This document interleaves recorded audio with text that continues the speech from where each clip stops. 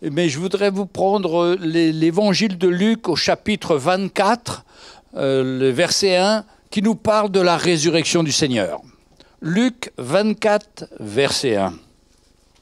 Je dis ça parce que, cette semaine, j'ai eu l'occasion de travailler dans le jardin et quand je vois le printemps venir, je vois la résurrection de tous les végétaux, mais je pense à notre résurrection, à nous, spirituelle, l'œuvre que Christ a accomplie pour chacun d'entre nous. C'est quelque chose de puissant pour nous changer et nous libérer, et qu'on marche avec cette vie de résurrection, et non pas qu'on reste avec la mort ou la tristesse dans notre cœur, mais de plus en plus, on laisse la place au Seigneur, et on laisse le Seigneur faire son œuvre dans notre vie. C'est tellement important de le connaître et de marcher avec le Seigneur. Pour illustrer la résurrection, j'ai reçu cette semaine une petite histoire de la sœur Audrey, et je voulais simplement vous la raconter. C'est une histoire qui est quand même assez connue. Il y avait deux frères dans une famille, et souvent dans les familles, il y a un frère qui sert le Seigneur, et puis l'autre, ah non, il n'est pas intéressé, et il menait sa vie de débauché avec ses copains, et puis un jour il va dans un bar, et puis avec son copain ils se mettent à boire, et puis au bout d'un moment, on ne sait pas pourquoi, il y a une querelle qui commence entre eux, et pour finir, il tue son copain. Il a plein de sang sur sa chemise, il tue son meilleur ami, et il se dit, mince, il faut que je me sauve.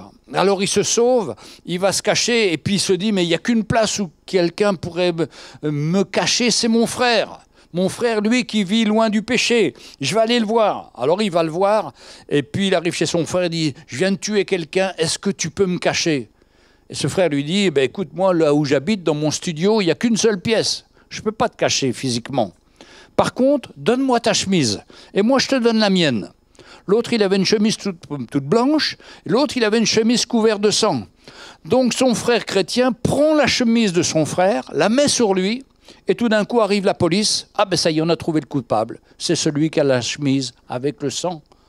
Donc ils emmènent le frère qui n'était pas coupable, mais qui avait changé sa chemise pour sauver son frère.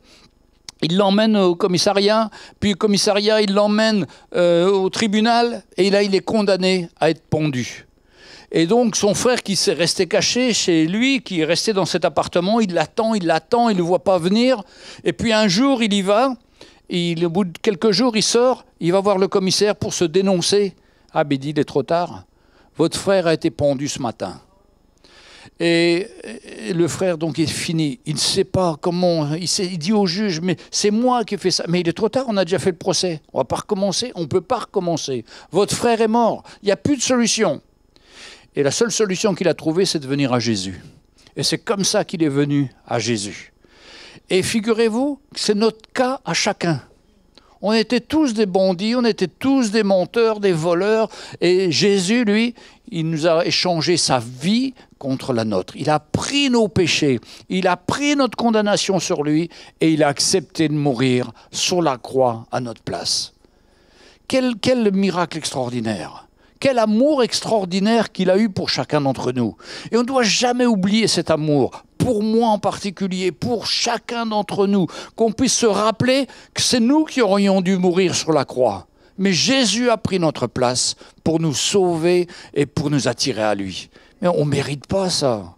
C'est une grâce, c'est un cadeau. Je dis non, mais Seigneur, je mérite pas, et puis je vois encore ma vie. Mais Seigneur, je sais qu'en mourant sur la croix, tu n'as pas fait que me sauver. Tu as agi pour pouvoir aujourd'hui encore changer ma vie, changer mon caractère, changer ma façon de voir, arrêter que je sois égoïste, que je sois coléreux, mais tu as eu la victoire sur tout ça pour que je puisse être libre et être libéré. Il ne faut pas s'arrêter à la croix, même si la croix c'est glorieux. Mais il y a après l'œuvre de la croix qui vient dans nos cœurs. Et cette œuvre de la croix, pendant des années, on n'en entendait pas parler dans les églises. Mais dans la Bible, il est bien parlé de cette œuvre qui doit se faire dans notre vie pour nous changer, nous transformer. Et c'est ça la clé d'une vie chrétienne épanouie. C'est de laisser le Seigneur faire cette œuvre dans notre cœur que notre conjoint ne peut pas nous changer, nos enfants ne peuvent pas nous changer, les impôts ne peuvent pas nous changer, le gouvernement ne peut pas nous changer. Il n'y a que Jésus qui peut faire cette œuvre. Et on a tous besoin de cette œuvre pour avoir une vie qui ressemble à celle de notre Seigneur.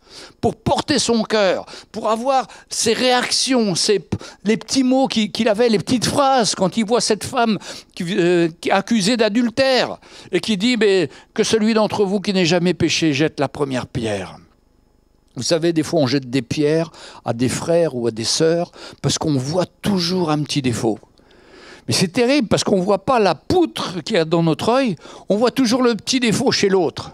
Mais le Seigneur veut déjà nous montrer notre cœur et ce que nous faisons pour que nous puissions nous humilier auprès de lui, être changés, être transformés. C'est terrible de mettre le doigt. D'ailleurs, on dit, je crois, quand vous montrez du doigt quelqu'un, il y a 3 ou 4 doigts qui vous regardent, vous. Hein. Mais on oublie ça. On montre toujours du doigt comme ça. Il y a 3 doigts alors qui me regardent là. Hein. Avant de montrer quelqu'un du doigt, je dois déjà regarder mon cœur. Et je suis assez occupé à m'occuper de ce qu'il y a en moi plutôt que de voir le défaut chez l'autre. Et ça, c'est la grâce du Seigneur. Alors ce matin, je voudrais... Vous savez, moi, il y a la Bible, moi, je trouve que c'est comme... il y a des passages dans la Bible, c'est comme de la dynamite. Le passage de la résurrection, pour moi, c'est un passage qui est puissant. Si vous n'avez pas le moral, si vous êtes découragé, mais relisez ce passage-là, vous allez voir, ça va vous relever. Ça va vous encourager, vous fortifier. Allez, je lis avec vous Luc, chapitre 24, verset 1. Le premier jour de la semaine, elles se rendaient au sépulcre de grand matin, portant les aromates qu'elles avaient préparés. Elles trouvèrent que la pierre avait été roulée devant le sépulcre et étaient entrées. Elles ne trouvèrent pas le corps du Seigneur Jésus. Ça, c'est le début de ce chapitre. En réalité, il faut raccrocher au verset précédent, au verset 55, qui explique ce qui étaient ces femmes, qu'elles s'appelaient « elles », se rendirent. Alors, c'est au verset 55, les femmes qui étaient venues de la Galilée avec Jésus accompagnèrent Joseph, c'est Joseph d'Arimathée, qui s'est occupé du corps de Jésus pour le mettre dans un tombeau qui n'avait eu aucune personne avant, un tombeau qui était vierge, qui avait été taillé dans le roc, où personne n'avait encore été mis. Eh bien, les femmes qui étaient venues de la Galilée avec Jésus accompagnèrent Joseph, virent le sépulcre et la manière dont le corps de Jésus y était déposé. Et s'étant retournées, elles préparèrent les aromates et les parfums, puis elles se reposèrent le jour du sabbat selon la loi. Imaginez ces sœurs qui étaient là, au pied de la croix, voyant Jésus qui était mort. On a descendu Jésus, on a enlevé les clous, ils l'ont emmené dans ce roc, dans ce tombeau, ils l'ont déposé. Elles devaient être finies dans leur cœur. Et elles sont rentrées chez elles. Elles ont préparé les aromates, c'est-à-dire que autrefois en Israël, il fait tellement chaud, dans ces pays chauds, que quand quelqu'un meurt, ça se décompose tellement vite qu'il faut mettre des parfums très forts pour éviter une mauvaise odeur désagréable pour tout le monde qui vont venir après. Donc ces femmes, elles étaient dans leur cœur, elles étaient finies. Parce qu'elles savaient que Jésus était mort, parce que maintenant il fallait l'embaumer, c'est-à-dire il fallait mettre du parfum parce qu'elles n'avaient pas compris que Jésus allait ressusciter. Donc elles sont là, le premier jour de la semaine, elles se rendent au sépulcre de grand matin, elles portent les aromates qu'elles avaient préparés, leur travail qu'elles avaient préparé. Elles trouvèrent que la pierre avait été roulée, parce qu'avant elles devaient se dire, mais comment on va rouler la pierre ? Elle dit, nous on est des femmes, on ne peut pas rouler une pierre qui pèse des tonnes. Hein. Comment on va faire ? Et puis si elles avaient su qu'il y avait des gardes qui gardaient le tombeau, elles se seraient peut-être dit, je ne peux pas y aller parce que c'est vraiment des gens bruts ou sauvages qu'on retrouve d'ailleurs dans Matthieu chapitre 28 verset 4. Écoutez 2 secondes ce que dit Matthieu concernant ces gardes, alors que Luc n'en parle pas, mais Matthieu en parle. Matthieu 28, verset 4. Bon. Les gardes tremblèrent de peur et devinrent comme morts. Mais il y a un ange qui va venir. Hein. Les gardes étaient devant le tombeau. Et ils ont vu l'ange arriver. Et ils se sont mis à trembler et à avoir peur. Mais imaginons ces femmes qui imaginent ces gardes armés. Elles ont peur. Ils disent, mais je ne vais pas oser aller pousser la pierre. Il y a des gardes qui sont devant, si elles le savaient, mais elles ne le savaient pas, heureusement. Vous voyez, des fois, on se fait des peurs à des situations, mais Jésus a déjà répondu. Et je dis, 90% de nos problèmes, ça n'existe pas, c'est dans notre tête. Et je suis le premier à vérifier ça dans la semaine ou tous les jours, hein, parce qu'on se dit « Ah, il va y avoir tel problème, telle situation ». Mais non, il n'y a pas de tel problème et situation. C'est mon imagination, c'est ma crainte. Mais si j'ai la foi dans le Seigneur, je sais qu'il a préparé les choses et je n'ai pas à avoir peur, je n'ai pas à avoir la crainte. C'est pour ça que la foi, ça marche parallèlement à la crainte. Soit je suis dans la crainte, j'ai peur, et je ne ferai jamais rien de bon, soit je suis dans la foi, je fais confiance au Seigneur, et le Seigneur va me garder malgré toutes les difficultés. Et ces femmes-là, elles voient que Jésus est mort, elles l'ont vu de leurs yeux, et elles ne se rappellent plus l'enseignement de Jésus. Elles n'osent pas penser qu'il pouvait ressusciter. Donc elles arrivent, elles vont préparer les aromates, elles vont aller s'occuper du corps de Jésus. Et voilà, elles trouvèrent que la pierre avait été roulée devant le sépulcre. Alors elles sont rentrées, se sont montrées discrètement, et puis elles ne trouvèrent pas le corps du Seigneur Jésus. Ah, c'est bizarre. Elles devaient être encore plus inquiètes, plus surprises. Comme elles ne savaient que penser de cela, elles étaient arrivées à la limite de penser. Elles ne savaient plus penser de ce que ça voulait dire. Hein?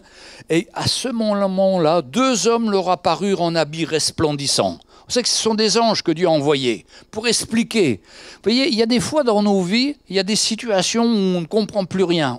Mais le Seigneur est capable de nous envoyer des anges. Vendredi soir, je crois que c'est vendredi, on a reçu un couple qui habite Nanterre, qui devait être là ce matin, mais qui ont sûrement eu un empêchement.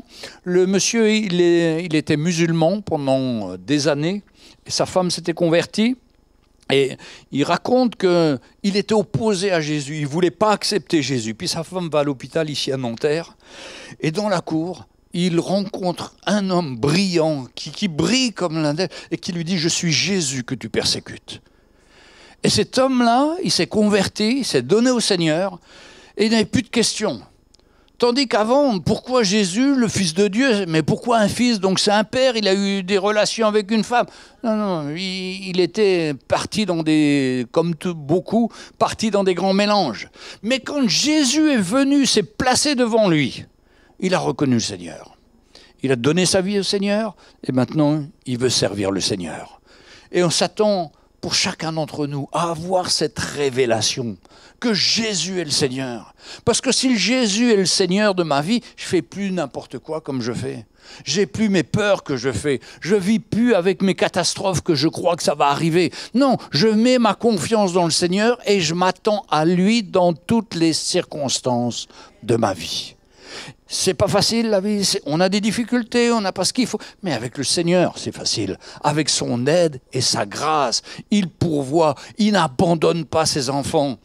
Dernièrement, quelqu'un est venu me voir, il me dit « Mais c'est la fin de mes allocations, je suis au chômage, j'aurais plus rien touché. Alors je cherche une solution, à faire un travail, à ouvrir une société. » Je dis « Mon frère, Nathan, ne te lance pas dans des trucs charnels, humains, que tu crois que tu vas t'en sortir. Demande au Seigneur son plan, sa direction et tout. Avec le Seigneur, il n'est jamais trop tard. » Moi, je croyais que c'était la semaine prochaine que ces aides de l'État se terminaient. Non, il dit c'est au mois d'août. Il dit mais d'ici le mois d'août. Le Seigneur répond toujours au dernier moment parce qu'il attend de nous la foi. Il ne nous montre pas 6 mois à l'avance ou 3 mois à l'avance ou 1 mois à l'avance. Non, c'est jour après jour où on fait confiance au Seigneur et on voit sa grâce. Et pour moi, ce temps où on a vécu comme ça avec ma femme, à attendre la nourriture du Seigneur, à attendre la provision du Seigneur, quand je regarde ma vie chrétienne, c'est les meilleures périodes de ma vie. Pourquoi? Parce qu'on cherchait le Seigneur, parce qu'on n'avait pas de solution humaine. Alors on demandait au Seigneur son aide et on voyait la main du Seigneur pourvoir. Et c'est pourquoi aujourd'hui on peut vous dire, oui, le Seigneur est fidèle, parce que nous l'avons expérimenté dans notre vie, il s'est occupé de nous et il s'occupe toujours de nous.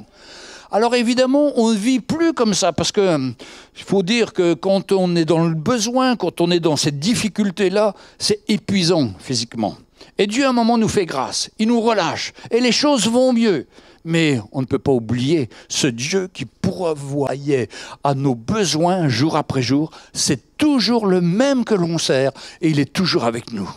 Même si aujourd'hui on n'a pas besoin de lui dire « Merci Seigneur pour le pain de ce jour », parce que notre placard est plein, Et c'est vrai, ici, notre placard est plein, et donc le Seigneur a pourvu.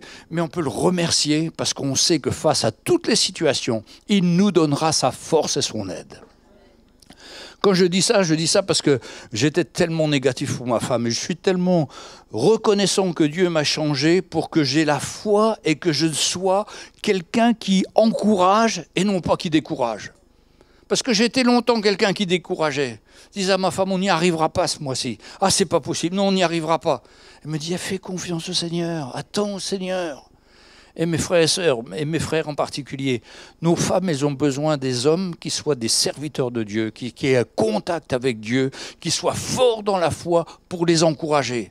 Parce que la femme est beaucoup plus faible que l'homme. C'est sa nature. C'est une maman, elle a un cœur, elle a une sensibilité que nous, les hommes, on n'a pas. Mais nous, on doit être les sanctificateurs dans notre famille pour encourager nos frères et sœurs, quand ils passent par des moments difficiles, à regarder au Seigneur et à s'attendre au Seigneur. Et c'est notre rôle. Et quand le mari n'est pas dans son rôle, ça déséquilibre le foyer. Mais on a besoin de se tenir pour lui et de servir le Seigneur. Pour ça, nous les hommes, on a besoin des frères et sœurs. Nous les hommes, on a besoin de vos prières, de nos femmes, pour pouvoir prendre notre place et se tenir pour le Seigneur. Mais vous me ferez remarquer que c'est extraordinaire. Pour annoncer la résurrection, Dieu s'est servi des sœurs. Alors, quelques mauvaises langues, on dit c'est pour que la nouvelle aille plus vite. Mais je vais vous dire, il y avait des sœurs, et il y a toujours des sœurs dans le Seigneur, qui ont un cœur pour le Seigneur et qui sont bien devant les hommes. Je vais vous lire dans Luc 4, verset 3, où on parle de Jeanne, de Suzanne, de toutes ces sœurs qui ont servi le Seigneur de tout leur cœur et qui ont été des bénédictions pour le Seigneur.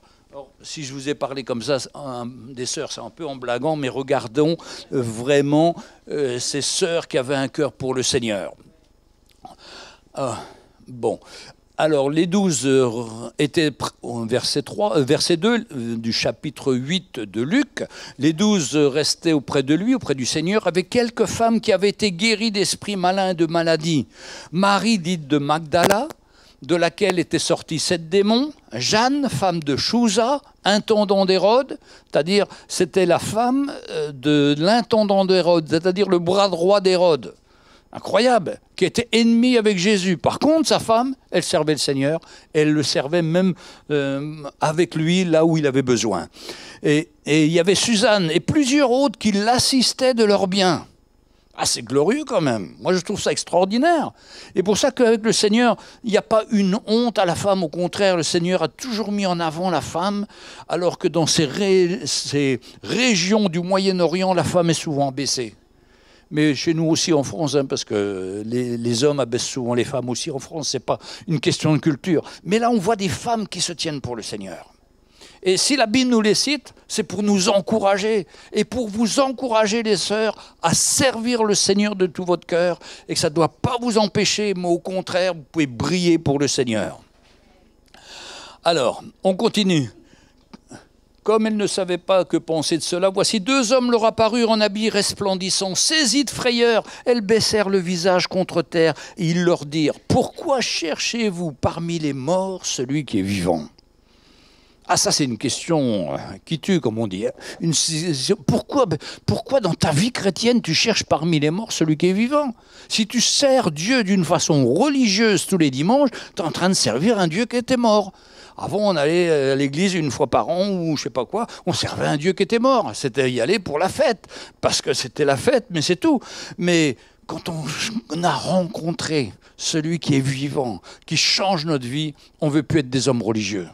La religion, ça tue, ça n'apporte rien à notre vie, mais quand on sert le Seigneur qui est vivant, ça change totalement nos vies. Il n'est point ici, mais il est ressuscité. Ah, il est ressuscité. On doit toujours savoir, il est ressuscité, il est vivant, il prend soin de nous. Je vous ai déjà raconté l'histoire de Luther, qui était marié avec une ancienne nonne catholique, qui avait quitté le catholicisme et qui s'était convertie. Et cette nonne, un jour, elle s'habille en noir. Cette femme, sa femme, s'habille en noir et il dit « Mais qu'est-ce que tu fais ?»« Ben, je vais à l'enterrement. »« Ah bon ? Mais qui est mort ? Je suis le pasteur, je ne sais même pas qui est mort. » Mais si, mais c'est toi, on dirait que ton Dieu est mort. Parce que tu es complètement découragé, tu es complètement abattu. Alors il a dû se repentir, le brave Luther, et il raconte ça, comment sa femme l'a aidé à voir clair de son attitude. Parce que quand on est dans la théologie, quand on est dans la réflexion et tout ça, on fait tellement une théologie intellectuelle qu'on peut tellement s'éloigner, se perdre.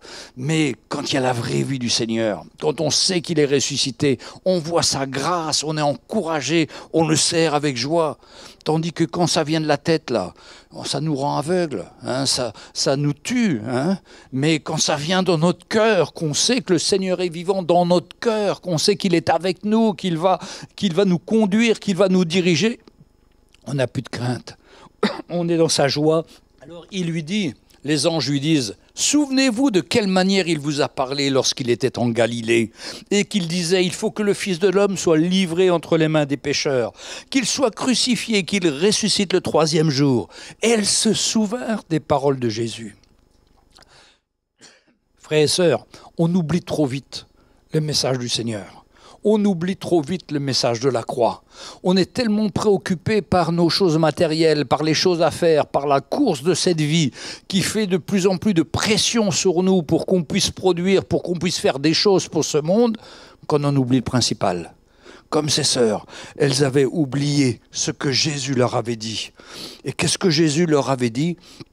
Alors, Jésus leur avait dit qu'on se retrouverait en Galilée, hein, et qu'on pourrait, après sa mort, il allait ressusciter. Mais ni les disciples, ni les femmes croyaient. Ça fait réfléchir à la faiblesse de l'homme. Pour ça que beaucoup de gens ne croient pas encore aujourd'hui, parce qu'ils sont faibles, ils ne croient qu'en ce qu'ils voient. Et ils sont comme moi, ils oublient beaucoup. On oublie tous beaucoup, hein. Et alors elles sont souvenues des paroles de Jésus. Mes frères et sœurs, on a la parole avec nous. On a cette parole sur laquelle on peut toujours se référer, revenir sans cesse sur cette parole, laisser cette parole travailler notre cœur pour qu'il y ait une certitude dans notre cœur que Jésus est ressuscité, que Jésus peut s'occuper de nos situations, qu'il n'y a pas à avoir à craindre, mais que Jésus est avec nous. On a tout ce qu'il faut, mais trop souvent, on oublie. Surtout au travail, surtout dans les situations où il y a une pression, il y a les gens qui nous fatiguent tout autour de nous. Mais il ne faut pas oublier le Seigneur. Il faut toujours s'attendre à lui parce qu'il a toujours la réponse et qu'il nous aime, qu'il nous voit, qu'il nous connaît dans nos situations par lesquelles on passe. Avant même que vous exprimiez dans la prière, il sait toutes choses. Mais vraiment, venons à lui, attendons-nous à lui et on va voir sa main. Alors, à leur retour du sépulcre, elles annoncèrent toutes ces choses aux 11 et à tous les autres. Celles qui dirent ces choses aux apôtres étaient Marie de Magdala, Jeanne, Marie, mère de Jacques, et les autres qui étaient avec elle.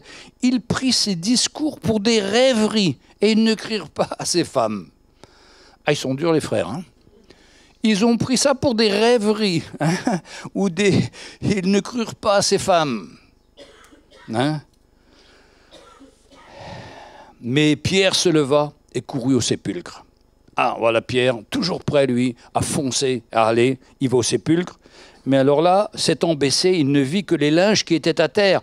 Puis il s'en alla chez lui dans l'étonnement de ce qui était arrivé. Les sœurs, elles ont été voir les autres pour leur dire. Jésus est ressuscité. Pierre, lui, est rentré chez lui. Vous savez, des fois, on voit dans l'église des personnes qui rentrent chez eux. Puis on ne les voit plus pendant 1 mois, 15 jours, 3 semaines, 1 mois, 2 mois, 3 mois. Mais le Seigneur est toujours là pour leur parler. Le Seigneur continue son œuvre dans les cœurs.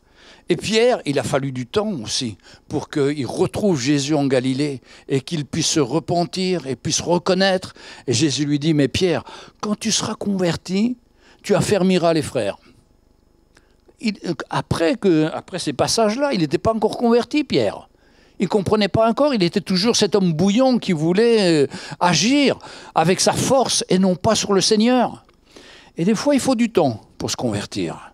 Mais il y a une chose qui est sûre, il faut qu'on passe par cette conversion. Il faut passer par cette rencontre avec le Seigneur.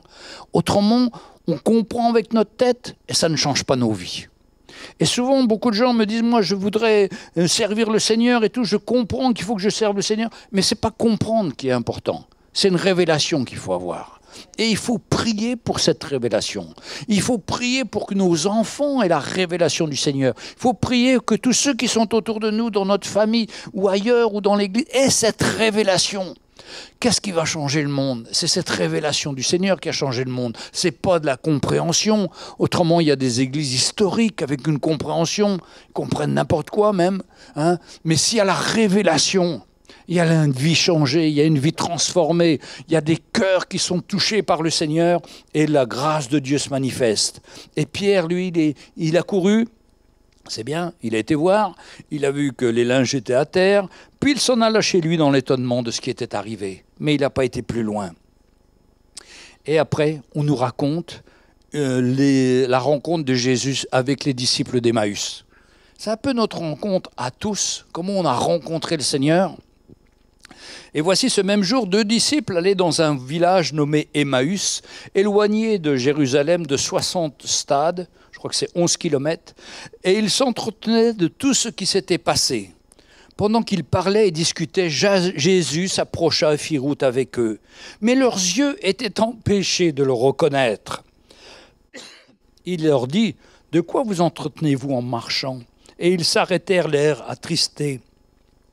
L'un d'eux, nommé Cléopas, lui répondit, « Tu es le seul qui séjourne à Jérusalem et tu ne saches pas ce qui est arrivé ces jours-ci ?» « Quoi ?» leur dit-il. Ça, c'est l'humour du Seigneur. Il connaît tout ça. Mais il dit, « Ah ben non, je ne suis pas au courant. Qu'est-ce qui se passe? Expliquez-moi comment vous comprenez les choses. » Vous voyez, le Seigneur, il ne vient pas avec sa science. Il vient se mettre à la portée de chacun. Et il vient poser des questions, voir ces 2 hommes qui rentrent de ce village. Mais leurs yeux étaient empêchés de le reconnaître pour eux. Ils avaient entendu parler que Jésus était peut-être ressuscité, mais c'était des femmes qui avaient dit ça, donc ils n'y croyaient pas trop. Il leur dit, de quoi vous entretenez-vous en marchant? Et ils s'arrêtèrent, l'air attristés, ils étaient finis. Donc l'un d'eux, nommé Cléopas, lui répondit, « Tu es le seul qui séjournant à Jérusalem ne sait pas ce qui est arrivé ces jours-ci ?» « Quoi ?» leur dit-il. Et ils répondirent, « Ce qui est arrivé au sujet de Jésus de Nazareth, hein, qui était un prophète puissant en œuvre et en parole devant Dieu et devant tout le peuple, et comment les principaux sacrificateurs et nos magistrats l'ont livré pour le faire condamner à mort et l'ont crucifié. Nous espérions que c'est celui qui délivrerait Israël.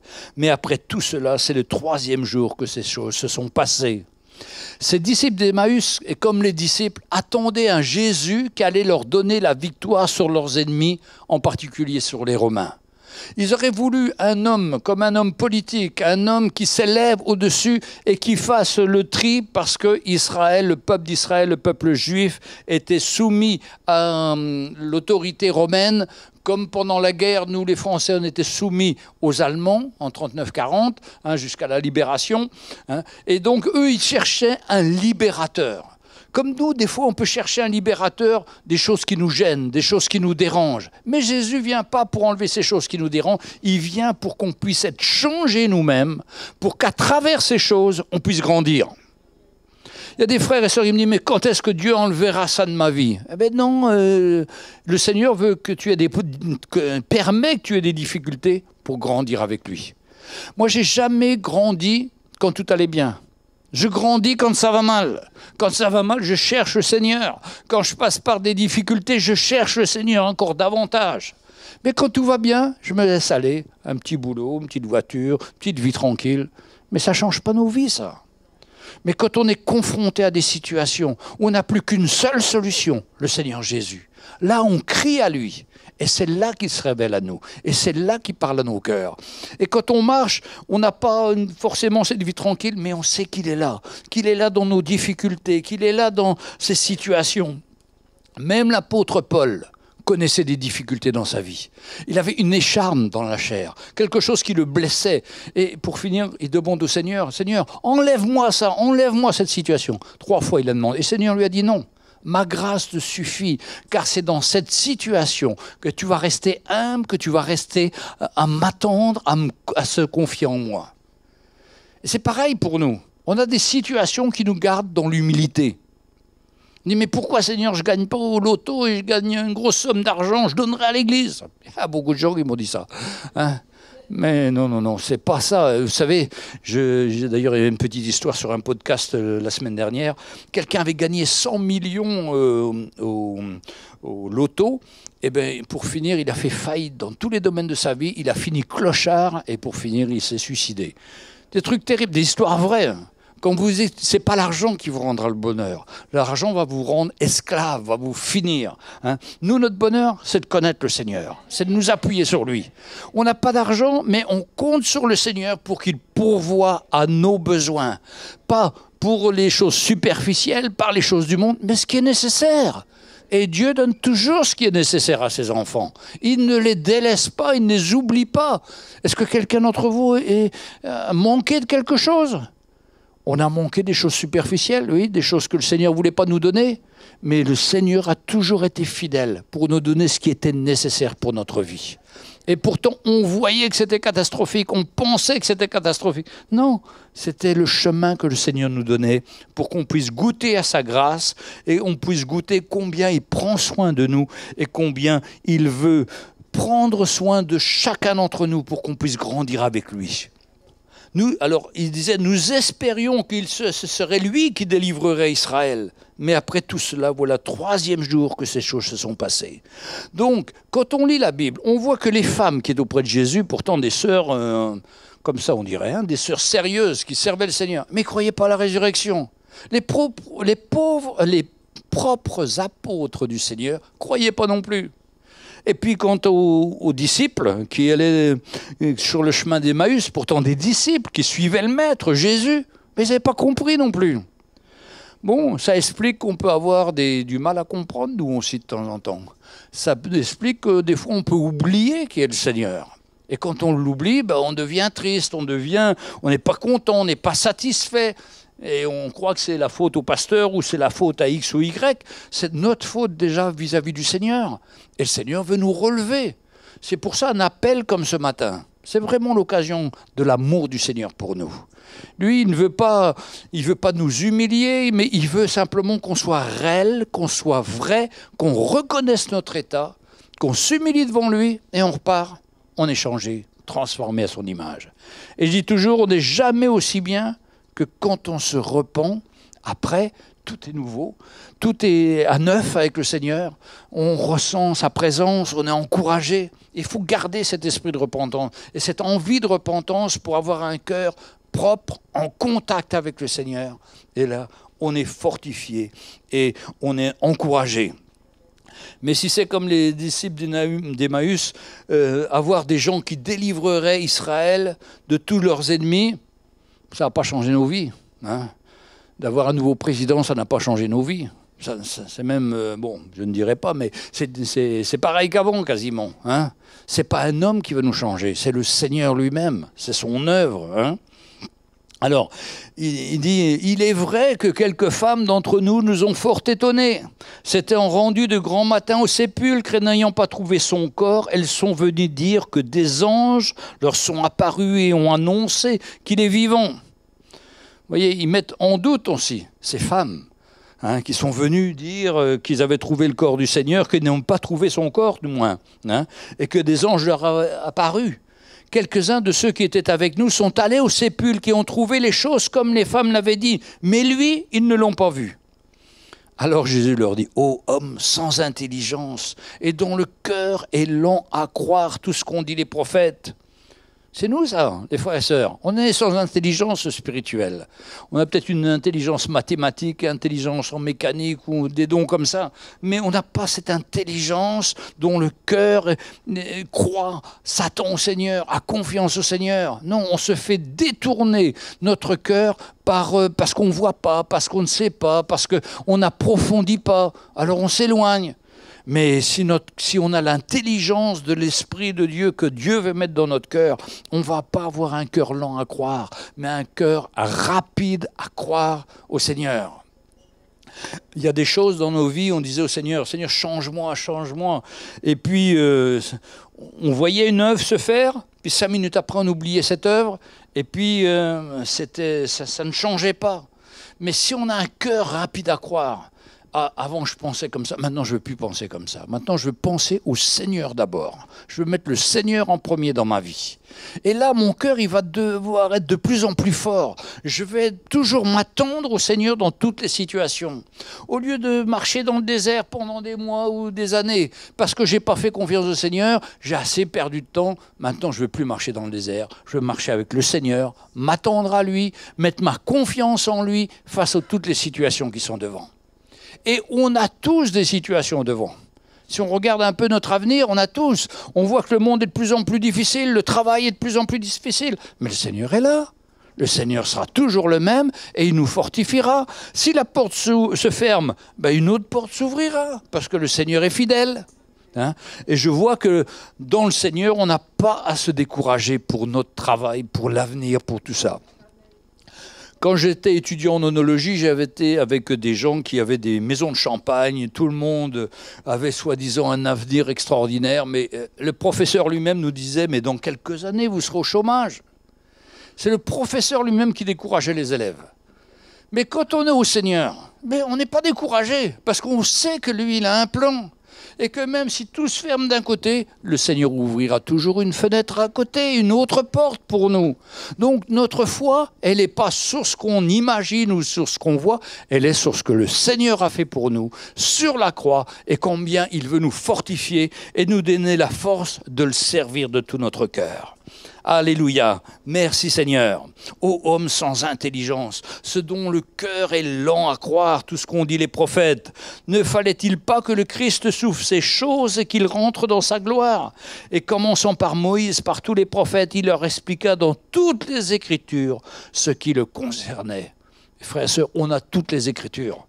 On sait les psaumes messianiques, on sait l'annonce de Jésus, on sait Isaïe 53, on sait Isaïe 55. On voit tout ce Jésus qui était préparé de tout temps. Et on arrive au Nouveau Testament avec la solution, avec Jésus qui paraît. On le sait dans notre cœur. Mais il faut qu'on ait la foi de croire au même Jésus qui est ressuscité des morts, qui nous a changés pour qu'on puisse s'attendre à lui pour les jours qui sont devant. Il faut arrêter de se décourager, arrêter de regarder à l'homme, arrêter de regarder à notre chair, mais regarder au Seigneur Jésus. Alors, lorsqu'ils furent près du village où ils allaient, il parut vouloir aller plus loin. Mais ils le pressèrent en disant « Reste avec nous, car le soir approche, le jour est sur son déclin. » Il entra pour rester avec eux pendant qu'ils étaient à table avec eux. Il prit le pain et après avoir rendu grâce, il le rompit et leur donna. Alors leurs yeux s'ouvrirent et le reconnurent. Vous voyez l'importance de la scène, l'importance du repas, l'importance qu'ils comprennent que le pain, c'est comme le corps de Jésus qui a été brisé. Pour moi, à cause de mon péché. Le jus de raisin, c'est son sang, ça représente son sang qui a été versé pour moi, pour effacer mes péchés. Et là, nos yeux s'ouvrent spirituellement. On comprend. C'est pour ça que la Bible nous dit, toutes les fois que vous vous réunissez chaque semaine, faites ce repas du Seigneur. Rappelez-vous ce qu'il a fait, jusqu'à ce qu'il revienne. C'est tellement important de se rappeler la base de notre foi, le sacrifice de Jésus, parfait, qui nous donne la vie et qui veut nous changer. Alors, leurs yeux s'ouvrirent et ils le reconnurent, mais il disparut devant eux. Ah, alors tout d'un coup, la révélation vient. Ils reconnaissent Jésus. Ils reconnaissent qu'il a fait un sacrifice, que c'était pour les sauver, que c'était pour pardonner leurs péchés. Et ils se dirent l'un à l'autre. Notre cœur ne brûlait-il pas au-dedans de nous lorsqu'il nous parlait en chemin pour nous expliquer les Écritures? Vous voyez, quand vous êtes face à la parole du Seigneur, face à que Dieu vous parle, votre cœur brûle.